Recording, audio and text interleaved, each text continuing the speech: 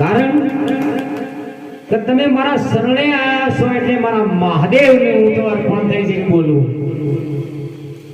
કારણ કે દ્વારકાનો નાથ ને જો પ્રસન્ન કરવો હોય તો આ મંજીરા અને રોમ સાગર તો પકડવો પડે.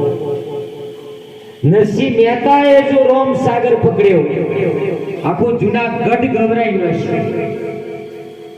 અને એક મીરાબાઈ જો રોમ સાગર પકડ્યો તો આખું મેવાડ ગભરાઈ હશે.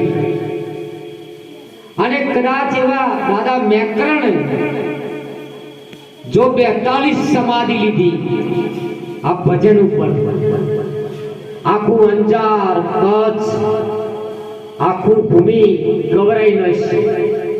જો જેસર જેવો પાપ કરતો હોય પણ એક તોરલનો જો સંગ કરી દે તો આજ એની આખું અંજાર ગવરાય, જીવતા જેની સમાધિ થઈ. પણ ગુરુ જે ઢોકળા રહે ગયો, જેને સદગુરુ વશી ને આ જ્ઞાન થાય. બાકી સદગુરુ ની હોય તો કદી જ્ઞાન થાય નહીં. પણ આજ તમે હોય આયા છો એટલે તમને મારે કઈ તો આલવું જ પડે ને.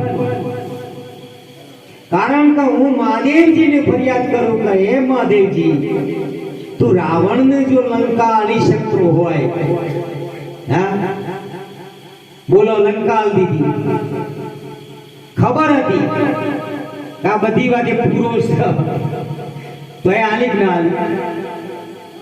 એમ મહિષાસુરને પણ જોઈ અને વરદાન આલી, રાજ આલી, પણ નો રાશી ગયા એટલે મરી ગયા. તો આપણને કેમ ભગવાન ના મળો? તમે એકલાથી આટલા આયા, તમારી સુરતા બંધોણી કે ભાઈ આપણે બિલેશ્વર મહાદેવમાં ભજન કરવો, તો બિલેશ્વર મહાદેવ તમારો તને 5 ડગલો ભર્યો હોય તો તમારા હોમો 10 ડગલો ભરશે ભરશે ને ભરશે. કારણ કે મને વિશ્વાસ છે તમારી અપેક્ષાઓ પૂરી કરશે. જો એ અધૂરી હશે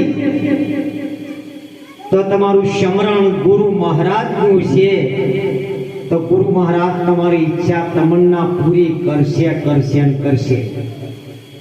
કારણ કે દેવોને પણ ગુરુ હોય. દરેક દેવી દેવતાઓના માતા બૃહસ્પતિ ગુરુ હતા. એક મનુષ્ય માત્ર એવું છે કે જેને ગુરુ નહીં.